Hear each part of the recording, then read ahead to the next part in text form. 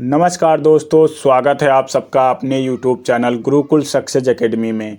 आज आप लोगों के लिए जीके जीएस से संबंधित महत्वपूर्ण प्रश्न लेकर आया हूं। यह क्लास आप लोगों के आने वाले एग्जाम में महत्वपूर्ण साबित होगी। इस वीडियो में सारे टॉपिक कवर किए गए हैं जिन टॉपिक से एग्जाम में प्रश्न आते हैं।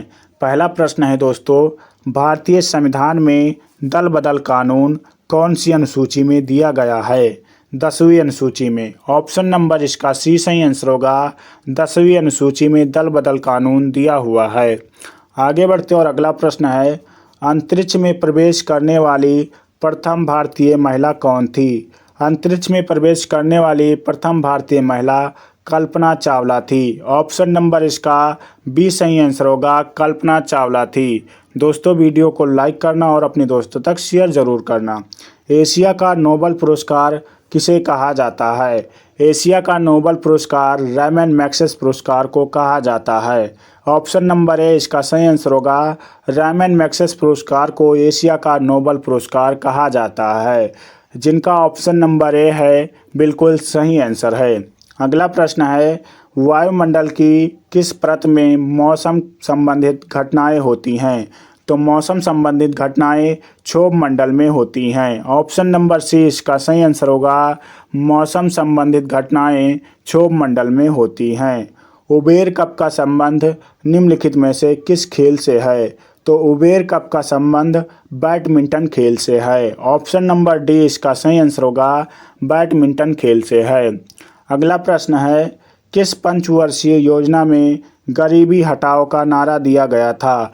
दोस्तों इस प्रश्नों में स्टार लगा लीजिए। ये सारे प्रश्न जो है बहुत ही महत्वपूर्ण है और 5वीं पंचवर्षीय योजना में गरीबी हटाओ का नारा दिया गया था।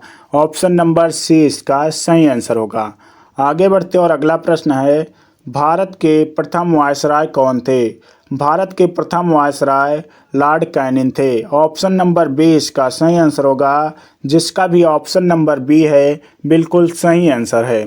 आगे बढ़ते और अगला प्रश्न है, वायुमंडलीय दाब किससे मापा जाता है? तो वायुमंडलीय दाब बैरोमीटर से मापा जाता है।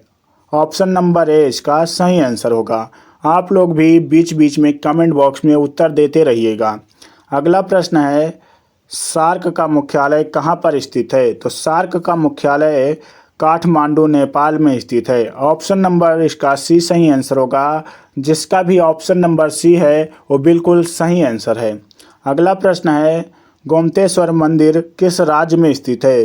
तो गोमतेश्वर मंदिर जो है वो कर्नाटक राज्य में स्थित है। ऑप्शन नंबर डी इसका सही आंसर होगा, कर्नाटक राज्य में स्थित है। अगला प्रश्न है, सफ़ेद फास्फोरस को सामान्यतया किस में रखा जाता है? तो सफ़ेद फास्फोरस को जल में रखा जाता है। ऑप्शन नंबर बी इसका सही आंसर होगा, जल में रखा जाता है। आगे बढ़ते और अगला प्रश्न है, यक्षगान लोक नृत्य का संबंध किस राज्य से है? दोस्तों इस प्रश्न का जो है इसमें स्टार लगा लीजिए, बहुत ही महत्वपूर्ण प्रश्न है और यक्षगान लोक नृत्य का संबंध कर्नाटक राज्य से है। ऑप्शन नंबर सी इसका सही आंसर होगा। आगे बढ़ते और अगला प्रश्न है, आटाकामा मरुस्थल कहाँ पर पाया जाता है? तो आटाकामा मरुस्थल दक्षिणी अमेरिका में पाया जाता है। ऑप्शन नंबर सी इसका सही आंसर होगा। आटाकामा मरुस्थल जो है वो दक्षिणी अमेरिका में पाया जाता है। पानीपत का तीसरा युद्ध कब हुआ था? तो पानीपत का तीसरा युद्ध 1761 ईस्वी में हुआ था। ऑप्शन नंबर बी इसका सही आंसर होगा। किसके बीच हुआ था? आप लोग कमेंट बॉक्स में इसका उत्तर ज़रूर देना। आगे बढ़ते और अगला प्रश्न है, निम्नलिखित में से कौन सा रोग जीवाणुओं से नहीं होता है? डेंगू ज्वर जो है वो जीवाणुओं से नहीं होता है या वायरस से होता है। ऑप्शन नंबर इसका सी सही आंसर होगा, जिसका भी ऑप्शन नंबर सी है वो बिल्कुल सही आंसर है। और निमोनिया जो है वो जीवाणुओं से होती है और काली खांसी ये भी जीवाणुओं से, और टिटनेस जो है ये भी जीवाणुओं से होती है। आगे बढ़ते और अगला प्रश्न है, निम्नलिखित में से जैन धर्म के 23वें तीर्थंकर कौन थे? तो जैन धर्म के 23वें तीर्थंकर पारसनाथ थे। ऑप्शन नंबर बी इसका सही आंसर होगा। पारसनाथ जो है जैन धर्म के 23वें तीर्थंकर हैं। महावीर स्वामी 24वें तीर्थंकर है। महावीर स्वामी 24वें तीर्थंकर और ऋषभ देव जो हैं वो पहले तीर्थंकर हैं। ऋषभ देव कौन है? पहले तीर्थंकर हैं। आगे बढ़ते और अगला प्रश्न है, गुजरात में स्थित स्टैचू ऑफ यूनिटी किस नदी के किनारे है? तो नर्मदा नदी। ऑप्शन नंबर डी इसका सही आंसर होगा। स्टैचू ऑफ यूनिटी नर्मदा नदी के किनारे है। स्टैचू ऑफ यूनिटी किसकी स्टैचू है? तो सरदार वल्लभ भाई पटेल की। ऑप्शन नंबर डी इसका सही आंसर होगा। अगला प्रश्न है, भारत रत्न पुरस्कार पाने वाले पहले खिलाड़ी कौन है? सचिन तेंदुलकर। ऑप्शन नंबर इसका ए सही आंसर होगा, सचिन तेंदुलकर, जिनका ऑप्शन नंबर ए है वो बिल्कुल सही आंसर है।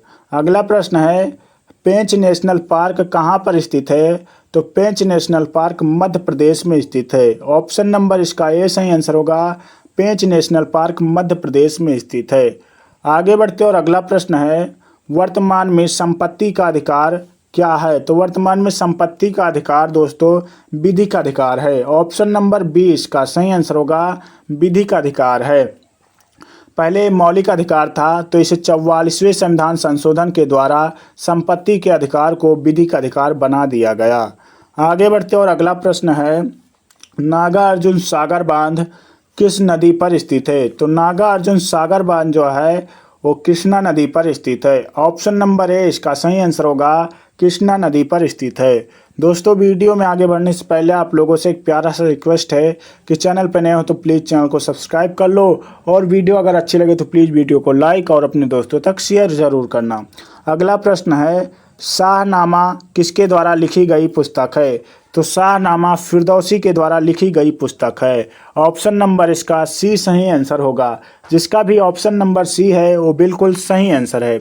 आगे बढ़ते और अगला प्रश्न है, गुप्त शासकों द्वारा जारी किया गया चांदी का सिक्का क्या कहलाता है? रूपक। ऑप्शन नंबर बी इसका सही आंसर होगा, गुप्त शासकों द्वारा जारी किया गया चांदी का सिक्का रूपक कहलाता है। आगे बढ़ते और अगला प्रश्न है, जवाहरलाल नेहरू बंदरगाह कहाँ पर स्थित है? तो जवाहरलाल नेहरू बंदरगाह मुंबई में स्थित है। ऑप्शन नंबर ए इसका सही आंसर होगा, मुंबई में स्थित है। आगे बढ़ते और अगला प्रश्न है, सांची के स्तूप का निर्माण निम्नलिखित में से किस शासक ने करवाया था? अशोक ने। ऑप्शन नंबर सी इसका सही आंसर होगा, सांची के स्तूप का निर्माण अशोक ने करवाया था। जिनका भी ऑप्शन नंबर सी है बिल्कुल सही आंसर है। आगे बढ़ते और अगला प्रश्न है, नवरत्न किसके शासनकाल से संबंधित है? तो नवरत्न जो है वो चंद्रगुप्त द्वितीय के शासनकाल से संबंधित है। ऑप्शन नंबर सी इसका सही आंसर होगा, नवरत्न जो है वो चंद्रगुप्त द्वितीय के शासनकाल से संबंधित है। आगे बढ़ते और अगला प्रश्न है, विटामिन ए की कमी से कौन सा रोग होता है? तो विटामिन ए की कमी से रतौंधी रोग होता है। ऑप्शन नंबर ए इसका सही आंसर होगा, रतौंधी रोग होता है। अगला प्रश्न है, दिल्ली सल्तनत के किस शासक ने आगरा शहर को बसाया है? तो आगरा शहर को सिकंदर लोधी ने बसाया है। ऑप्शन नंबर इसका सी सही आंसर होगा, सिकंदर लोधी ने आगरा शहर को बसाया है। जिसका भी ऑप्शन नंबर सी है वो बिल्कुल सही आंसर है। अगला प्रश्न है, राष्ट्रीय एकता दिवस कब मनाया जाता है? तो राष्ट्रीय एकता दिवस 31 अक्टूबर को मनाया जाता है। ऑप्शन नंबर डी इसका सही आंसर होगा, राष्ट्रीय एकता दिवस 31 अक्टूबर को मनाया जाता है। आगे बढ़ते और अगला प्रश्न है, अंतिम रूप से जजिया कर समाप्त करने वाला मुगल बादशाह कौन था? मोहम्मद शाह रंगीला। ऑप्शन नंबर ए इसका सही आंसर होगा, रंगीला जो है इसकी उपाधि है। मोहम्मद शाह की उपाधि क्या है? रंगीला। और अंतिम रूप से जजिया कर समाप्त करने वाला मोहम्मद शाह जो था वो मुगल बादशाह था।